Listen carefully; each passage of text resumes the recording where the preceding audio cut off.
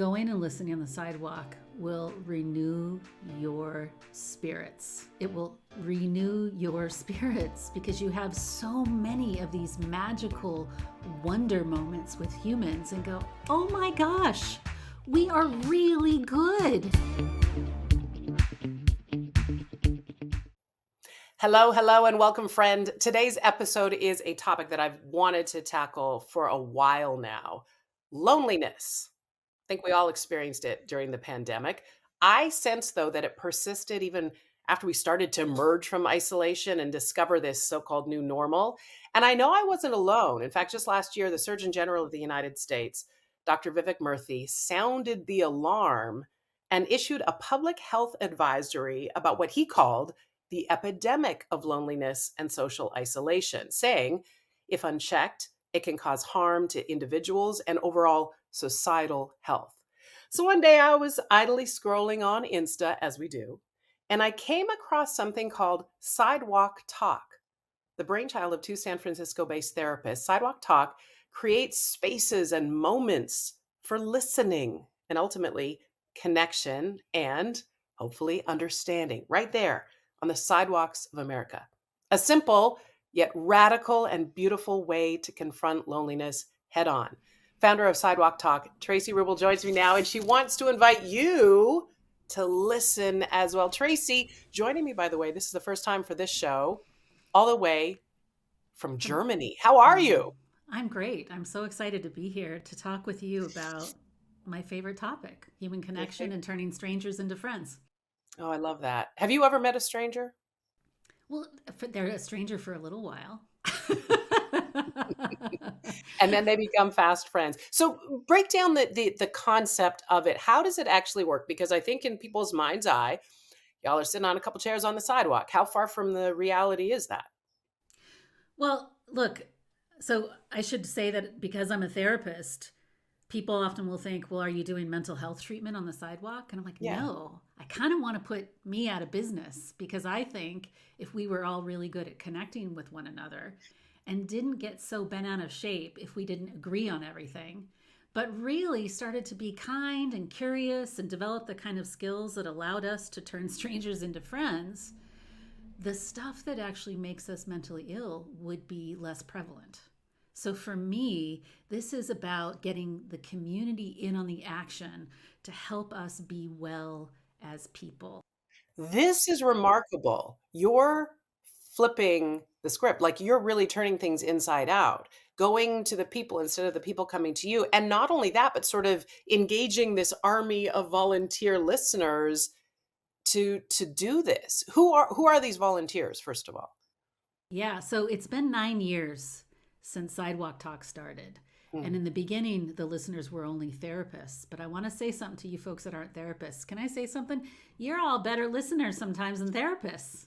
No. Because therapists want to fix people sometimes, right? We're analyzing. And I learn from all of our volunteers. I come to this humbly with a ton of humility. I don't think I'm a naturally good listener. I'm an anxious talker. I'm kind of a ham. And I love you already. You're my people. So what happens is when I'm around these other volunteers, we all collectively bring a kind of humility, which says, look, I'm just committing to slowing down and really choosing to delight in who you are as a person by getting you to tell me your story, not by getting you to feel like you're less than me and you have some problem that you need to share. I mean, sometimes people share problems, but a lot of times they share a story about their life. Oh, that's interesting. It isn't necessarily always a quote unquote therapy session then. Sometimes it's just two people having a conversation. Yeah, some of my favorite stories are the silly ones. A Really? guy was walking down the street and he was big, beaming smile. I said, what are you doing? He goes, I just got a puppy dog and I'm going to pick him up. And I'm like, I oh love my that. God, tell me everything about the puppy that you're going to pick up. What kind? What made you decide to do this? You know, another woman told me about her Barbie doll collection. She had over 300 Barbie dolls. I'm like, I would have never guessed this about you had you not sat down to tell me. Right? I mean, just The whole range. And we actually were sponsored by the Human Rights Institute in Alabama. And we listened across the South Wow. after one of the more divisive presidential elections. Nobody Wow. wanted to talk politics. You want to know what they wanted to do? They wanted to share a story about their life. Talk about regular stuff. So to me, it's occurring to me as you're talking about this notion of just being in conversation with one another and just listening, that I imagine it's a it's beneficial to both parties. Oh, I'm so grateful you said that. I mean, you get it, Michaela. Nobody ever gets this like you just did. They're all like, oh, since you're the listener, you're helping someone else. I'm like, no, you Oh, get no. helped when you sit and listen to somebody. What a privilege. I mean, when was the last time someone really took the time to hear a silly story that you had to share, and how did it feel to you? It's the truth. I actually had an interaction at the grocery store the other day. I was given a compliment on a piece of jewelry that I was wearing. And it wasn't this one. It was this, I have this really pretty turquoise stone. And I bought it for myself for my 40th birthday. And the gal complimented me. So I told her the story. And then she told me about her 60th birthday. And then the girl that's in her 30s was talking about her upcoming.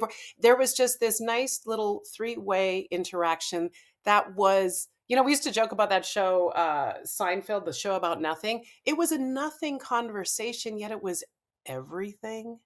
Yeah. And there's And beauty in so, that. how did you feel?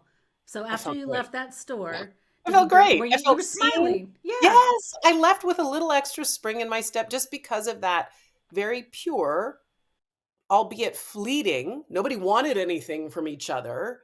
It wasn't a transactional interaction. It just was what it was. Yeah. Yeah. I tell people, come out, and if you're feeling any sort of negativity about the state of the world, going and listening on the sidewalk will renew your spirits. It will renew your spirits because you have so many of these magical wonder moments with humans and go, oh my gosh, we Yeah. are really good and we Yeah. want to do good with one another. But if you're only talking to people on social media, you're just going to get this weird social media person that is That not, is usually grumpy and just wants to win an argument. But there is something about how negativity begets negativity. I also believe very strongly that the opposite is true. Look, the fact is, if you're watching the news, you could start to believe that the world is an actual dumpster fire. And it is not a dumpster fire. I'm telling you, the sweetness and kindness that I have witnessed on the sidewalks, and you have to look for it and you have to put Mhm, yourself in a place where you might receive it, mhm, right? And mhm. everyone says, oh, this is just a project for extroverts. And I'm like, here's the thing. I'm going to answer that one because it's the number one question that comes I up. can imagine. There is a secret to this recipe of sitting on sidewalks, which is Okay. we do form chapters, and Mhm. I sat with the same group of people in the same spot for 4 years, which means that everybody in the community trusted us and knew us. Because you So were a constant presence. we were a constant presence. I mean, if I, in my town where I started this, if I'm wearing a Sidewalk Talk shirt, someone will Mhm. yell out, Sidewalk Talk, right? They Really? know who we are. That's And amazing. so even introverts would sit down because they recognized that we're credible. We're not Yeah. selling anything, we're not preaching anything, and we're not politicizing anything. We just want to hear your story. Well, because that is the thing. We've become so cynical that we even think that something like that, there must be something to it. They must be trying to, entice me into a cult. They must be trying to get money. It must be a scam. So you have to just be a strong, calm presence in that and just consistent, right? Just show up. It's got to be consistent. Otherwise, people won't trust you. Some people do these listening things where they just do it for fun one time. Mm, And we really also, I mean, these are my lifelong friends now, right? These people that I've been sitting out on the sidewalk with, I've known for so many years that we go out to dinner together. This is my family. It's an extension of wow. my family too. So you talked about loneliness. There's the interaction that you get from talking to a stranger and turning them into friends. There's the fact that that stranger is not a psychotherapy client. So if I see them next Tuesday And they said, hey, do you want to join me for lunch? We can. And that Mhm, has mhm, happened. I'll see someone mhm. I've listened to and say, hey, Traci, do you want to join me for lunch? Yeah. Right. Yeah. And then the third is that all those people that you're sitting on the sidewalk with, you're having a shared experience with over and over again that you Mm. can count on. It's an anchor for your week or your month, depending on how often you do it, that you can count on as your own little community of belonging. Oh, the belonging aspect. Oh, the belonging aspect. Community, belonging, all of those things are such foundational to our they're so foundational, I believe, to our experience as a human. Let me ask you, are these one-on-one conversations always? Is there a time limit? I mean, you does it have structure, a sidewalk talk, or is that the beauty in it is that there isn't much structure? Look, we have some structure for safety reasons, but because this has gone global outside the US, our Brazil chapter, for example, sets their chairs up on the sidewalk in a circle. And Oh, when you sit and talk, you join a circle conversation, which I also think is a really beautiful idea. We don't yeah, want to impose on anyone a structure. We do have yeah. some basics. If there is a line, and sometimes you'll get a line, then we'll say try to keep it to 10 minutes, Mm. right? Because there's some research that shows that 7 minutes of being heard already starts to change something in your brain and your nervous system where you actually start to feel calmer and you Wow. actually start to feel happier. So it only takes 7 minutes. So we try to keep it around 10 minutes. But man, if we don't have a line, I mean, I've listened to someone for an hour before and Mm. made a new buddy.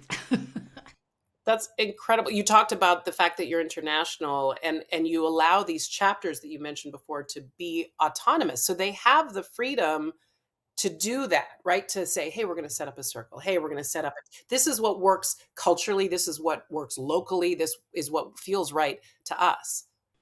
Totally. Like in Nepal, the chapter there, this was part of the training for new psychotherapists. As they said, well, before you become a therapist, you're going to come listen on the sidewalk and learn how to just listen to people.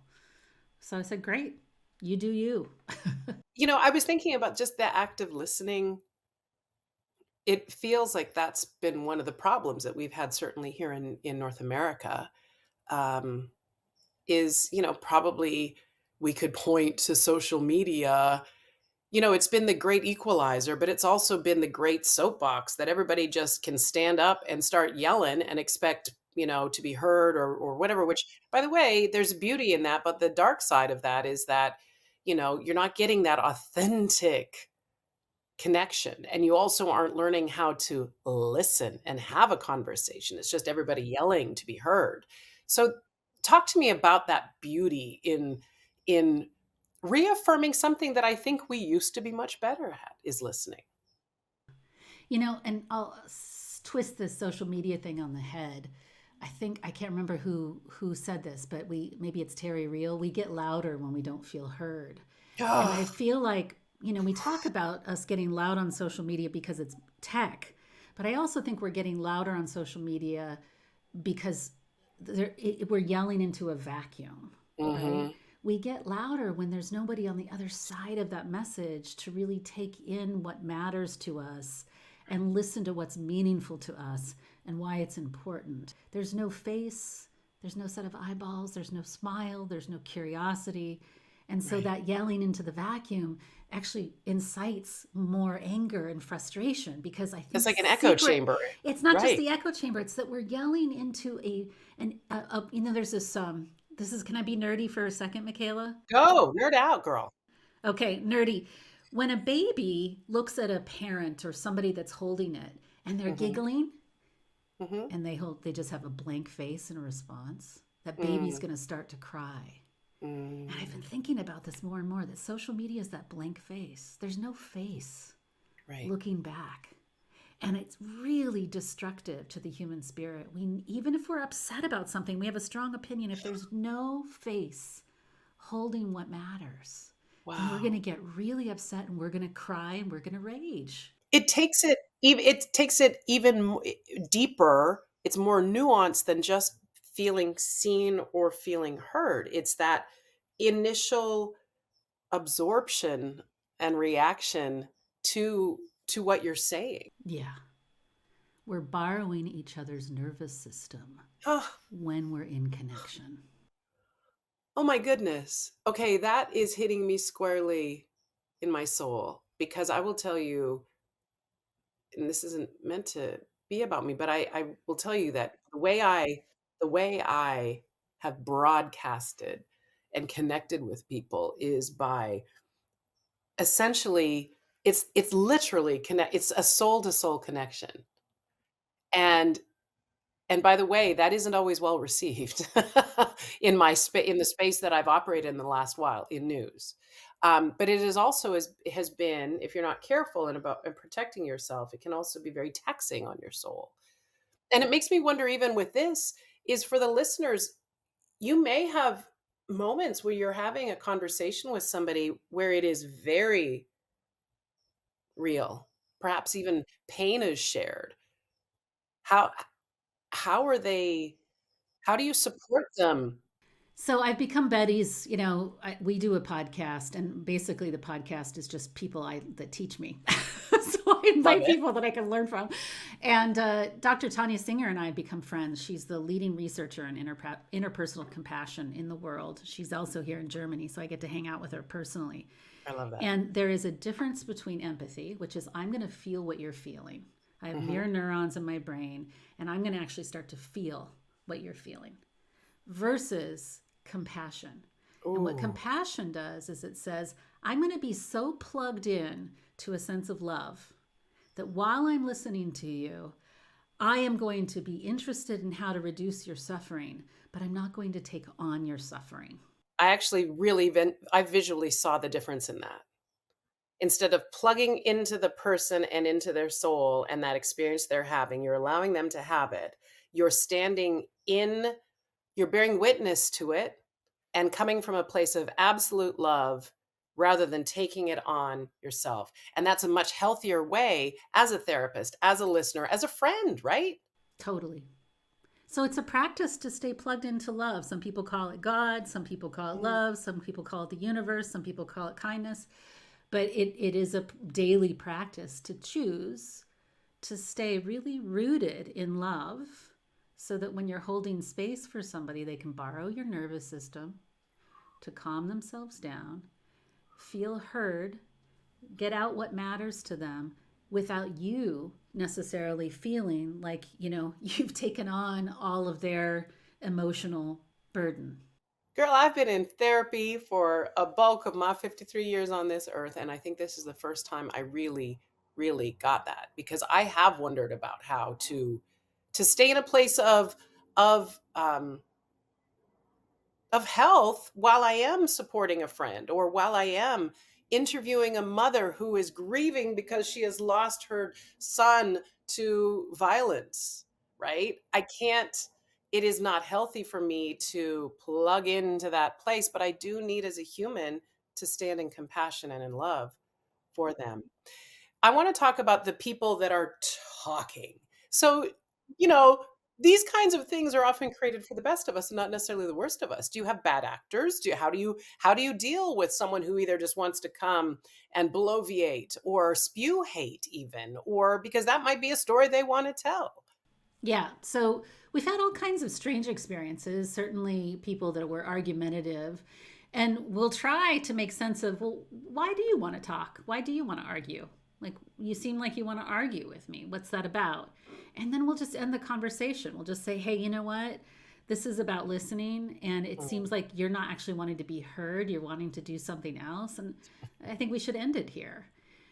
We've certainly had situations where we maybe didn't choose the safest part of town. Oh, And we're like, oh. And so there we don't try to stand up for ourselves and assert our rights. We pack up our chairs and we go find another location, right? right. Um, we've had some folks with some severe psychosis, Yeah. and we always have a greeter, one person that's not listening, so Hmm. that greeter is keeping an eye on things so that everybody's safe. And sometimes, I mean, I've had some folks with severe psychosis that we've needed to call authorities. And in our city, you can actually call and get a crisis response team, which means it's not a Oh, police officer. right. It's somebody that actually knows how to sit with someone who's in crisis. I just want to set your expectations. We've been doing this for 9 years. We've had 10,000 listeners. We've had 3 incidents of this. So it is not That's a impressive. lot. I don't want people always go to the No, worst case scenario. of course they do. And by the way, I was just curious about that because I know how people will in hearing this will say, well, what if? Because we tend to go there. 10,000 people? Yeah, we've had 10,000 listeners. That's incredible. And it Across, also shows the thirst and hunger for this. yeah, it makes me really proud. I forgot that number until I just got the chance to say it. That's It's like, incredible. yeah, I feel a real sense of kinship just knowing that a bunch of weirdos like me want to go sit out on the But girl, sidewalk. first of all, can I just disabuse you of the notion that that's a weirdo? No, 'Cause I to say me, weird with pride. I say it with pride. look, I'm here to say, let your freak flag fly. I am all about it. And I too am a bit of a weird person as well. So I recognize it in someone else and I stand with you, sis. But I will say, I think this is one of the purest, most beautiful gifts you are creating and giving and sharing with other people. I really, truly do. Well, it's not just me. It is those 10,000 others because sometimes when I have lost energy, they keep me going. So it's I got to bow down to them, seriously.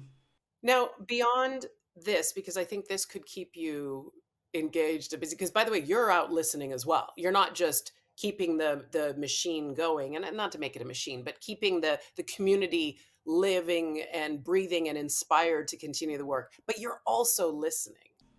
Yeah, yeah. I mean, listening's the part I love more. Running a 10,000 person nonprofit was really a lesson. I had no idea.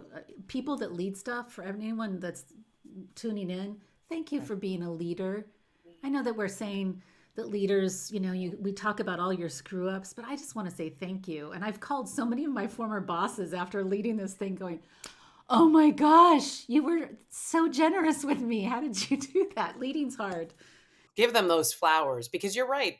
When someone is called to leadership, it is you are stepping above out of the crowd to say, let's go. And by the way, as soon as you do that, all the right, right, all the responsibility, the sleepless hours. And I imagine there has been some of that for you, but it's also been deep joy. It's all learning, right? I mean, if you are challenged, then you really learn what you stand for. If it Mm. were all just fun and games, I wouldn't be. I call it. I'm a rough gem, and I'm in the gem polisher. Tumblr. Yeah, Yeah. So beyond this, you're also creating online listening skills training. Tell me about that. I'm so proud of this. So I've got to give a shout out to Travia Fitzpatrick. She has an MBA. She's a corporate trainer, and I am a little bit of a hairball, and she's very organized. She goes, Traci, you've got to teach this stuff. You're so committed to it. And so here is the name of the program, and it's really not just active listening, it's heart centered listening. So we teach a lot about how to regulate your nervous system, how to actually sense what's happening in your body, how to do that compassion thing, how to set a boundary with someone, right? That's a We big have, one right there. yeah, we have a whole section on boundaries. We have a whole section on confirmation, on bias and confirmation bias, and all the ways Mm, that those implicit biases work, and to normalize it so that you know what all the biases are, so that you don't feel like you're ashamed. We all do right, it. right. And then we talk about this idea that's, you had already mentioned, Michaela, earlier. There's this art of receiving that is part of listening, and everything is about doing, being, and giving. But listening is slow, It and it's is. about taking in somebody's story, right? Mhm. And so my favorite thing is it's really good skills, but when we get together live, we practice. So at the end of Right. the 11 weeks, you end up feeling a huge sense of belonging because usually there's 20 people that you've been practicing with for 11 weeks and they Uh-huh. all become friends because I they've been love it. listening to one another's stories. We do most of the training in the video right before the lesson. Mhm. And then you come in and we're like, we're going to practice what the lesson was about this week. Where do people find out about this? Because I'm sure that's already people are saying, sign me up, Tracy. How do I get involved? So sidewalk-talk.org, and then there's a training drop down where we're getting ready to start the next 2 cohorts. I do one for couples. I do a Oh, hair training for couples, and the last time we had 11 couples show up, And it was really sweet. The idea of listening to one another in a relationship, that's next level. That's next level. Well, it saves you a ton of money on couples therapy if you come do Honey. this.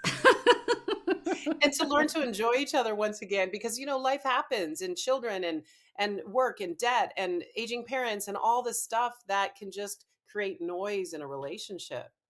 Well, and that's my real job, I guess, is I'm a Yeah, couples yeah, yeah, yeah. therapist. So Yeah. I have a soft spot in my heart of trying to help couples before they need therapy. So Sidewalk Talk, how do you decide where the next one is? Location? Are they you talked about Brazil and in Europe and in North America, but how do you decide and what is your call to action for people? Because could we just start a chapter if we needed one in our city? We have now literally stripped away all of the barriers for anyone starting because we had a lot of people that said, I don't want to start a chapter. I have two girlfriends and I want to go sit out at the farmer's market every Sunday. Yeah. And we are said, okay, you just give us your email and we will send you a 2-page DIY kit This is on how amazing. to do it. And you don't even have to call it Sidewalk Talk if you don't want. Now, you can still start a chapter. You Mhm. you pay $75 because we run a background check on chapter leaders. So we do some Smart. safety stuff, Yep. and they are organizing where they see fit. Mhm. So there we give them guidelines. We have a portal that trains you on how to start a chapter, how to recruit listeners, how to find a good spot. So there's two ways to get involved. I'm going to go listen with a couple friends, Yeah. or I'm going to start a chapter. And you literally go to the Sidewalk Talk website and click the Start Here button. I love that. You've made it super simple. That's beautiful. Pull out, like you said, pull out all the barriers to starting this and just to get listening. And I also think that one can beget the other. If you say, I'm going to get a couple of girlfriends, we're just going to listen, that might say to you, that was great. We want more. We want to listen more. We want to allow more people to listen. Let's start a chapter. Yeah. Um, Tracy, I have loved this more than I love chocolate. This Wow! the I'm so and lucky. just saying, anybody that knows me knows it's a big statement. I have wanted to have a conversation with you because I think our souls align, that we just want us to connect meaningfully and be here because I don't believe this idea that we can't get along, and this isn't Pollyanna, but that we are so divided and that we can't find common ground. I think that's a lie, and I think that's a fallacy that's been propagated. I believe that we are more alike than we are different, that we have more in common than we initially believe, and we can spend time in conversation with one another. So bless you. Thank you for doing this. Thank you for creating these spaces. Forever may Sidewalk Talk thrive. More, please, more. Yeah.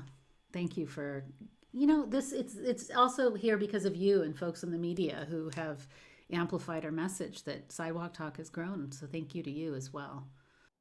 I think a lot of people have felt helpless and I know that that was sort of what started for you way back. Uh, the news, the headlines, the war, the strife, the discontent, and you just sort of feel like, well, and there's nothing worse than when we become despondent and without hope. And by doing something, by having meaning, by having purpose, by having connection, you can find hope again. So bless you for what you're doing for humanity. Thanks so much for joining me in conversation all the way from Germany in your fabulous red and white sweater. Thank you. Sidewalk Talk, tell us the URL one more time because Yeah, I want people to I find know. this. We had to put a dash in it. It's sidewalk-talk.org. And you can also find them on Instagram. I'm sure you're on all of the Sidewalk social Talk media. org, Sidewalk Talk org, Sidewalk Talk org, on all the places. You're amazing. Bless you. And maybe I get to listen one day too. I would love that more than anything. I'll come and we'll listen together. Let's listen together. Okay, you've got a date, girl. Come to Southern California. We're making it happen. That's where I was born. I'm a Oh SoCal my girl. goodness, and you're coming home. We'll have a taco. We'll listen. It'll be great. Oh God, don't say Mwah. tacos. Big warm hugs to you. And just keep on doing what you do. And to all of you out there, I hope you were inspired and moved by this conversation as I clearly have been. Get together with somebody and listen. That's my urge to you. And of course, subscribe and tell friends about this podcast, and we'll see you again and hear you again and talk to you again next time.